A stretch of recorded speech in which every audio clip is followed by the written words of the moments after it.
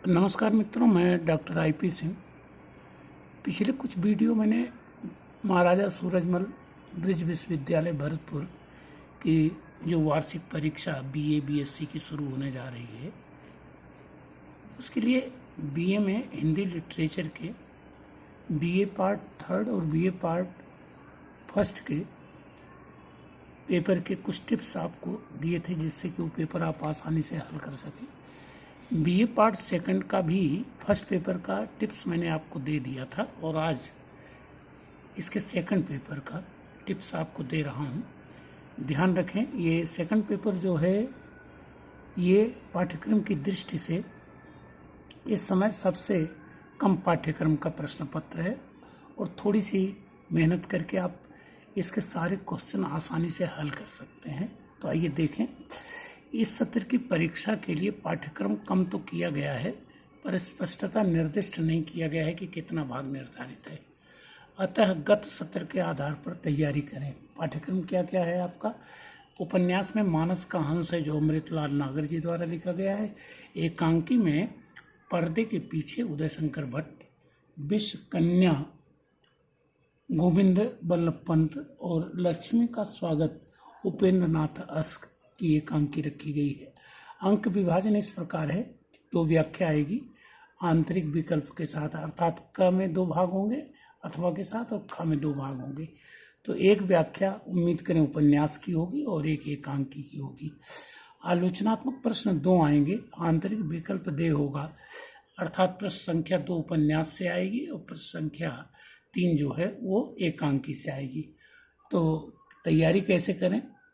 प्रथम प्रश्न पत्र 2 व्याख्या विकल्प के साथ आएगी, तो कृपया सभी पाठों से व्याख्या तैयार कर लें, क्योंकि उपन्यास से व्याख्या का क खंड आएगा अथवा से, और ख खंड जो है एकांकी से आएगा। तो 3 एकांकी हैं, 2 से व्याख्या आएगी, इसलिए इसमें रिस्क मत लें, तीनों एकांकी पढ़ लें। प्रश्न 2 और 3 विकल्प के साथ एक उपन्यास से आएगा, एक एकांकी से आएगा। तो उचित होगा कि सभी पाठों पर ये महत्वपूर्ण प्रश्न वो तैयार कर लें। मेरे विचार से ये महत्वपूर्ण प्रश्न हो सकते हैं कि उपन्यास में 4 प्रश्न अगर आप तैयार कर लेंगे तो कम से कम एक प्रश्न तो आपको मिल ही जाएगा। मानस का हंस उपन्यास का प्रतिपाद्य बताएं, माने इसमें क्या कहा गया है, और इसको 2 तरह से आप लेंगे।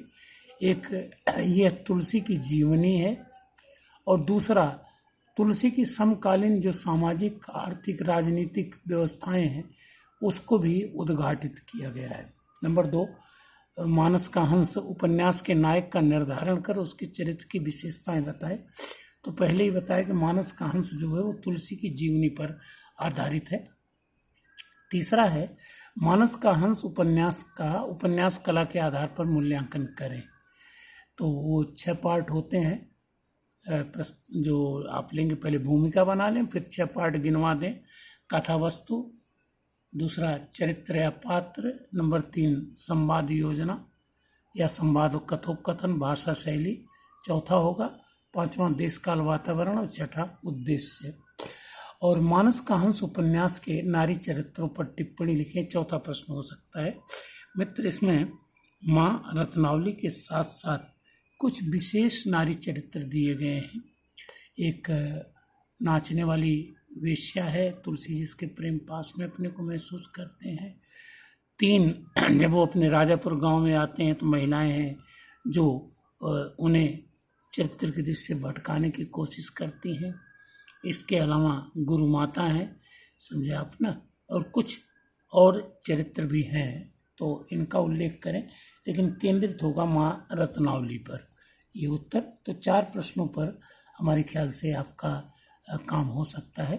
और प्रश्न संख्या 3 एकांकी के लिए जो है, इसमें पर्दे के पीछे एकांकी को क्या समकालीन विसंगतियों का प्रस्तोता कहा जा सकता है, अथवा प्रतिपाद्य मान लें, क्योंकि इसमें आज के समाज में जो भ्रष्टाचार फैला हुआ है, एक तरफ दिखावा और दूसरी तरफ अपना उल्लू सीधा करने का प्रयास, यह है।